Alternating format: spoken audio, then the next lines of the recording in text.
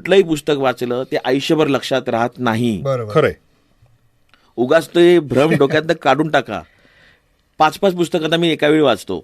अरे हे काय चुकीचं आहे, म्हणजे 5 कसं काय वाचतोस, तो एकच नाही. मी एका वेळी वाचलं, 5 एका वेळी वाचली, माझी काहीच लक्षात राहणार नाही आहेत. त्यातल्या काही ठराविक गोष्टी माझ्या हात रुजणार आहेत. नाही आपल्याकडे जसं ते फार त्याला आध्यात्मिक किंवा काय म्हणूया त्याला फार वाईट. त्याचं एक अजून कारण पण असं आहे की आपल्याला लहानपणापासून वाचन हे फक्त अभ्यासासाठी करायला लागतं.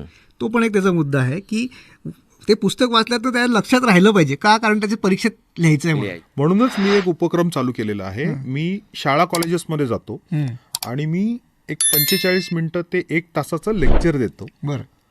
Y you as in the students should read out of textbook. कारण आपल्याला शिकवलेलंच नाहीये टेक्स्टबुकच्या बाहेर वाचणं. आणि कुठेतरी आपल्या जडणघडणीचाच तो एक भाग आहे की मी हातात पुस्तक घेतलं की आई म्हणते अरे हे काय वाचतोयस, त्यापेक्षा इतिहासाचं पुस्तक वाच, 2 मार्क तुला जास्ती मिळतील. सो कुठेतरी आपल्या घरापासून त्याची सुरुवात झालेली आहे. घरातनंच समाज तयार झालेला आहे.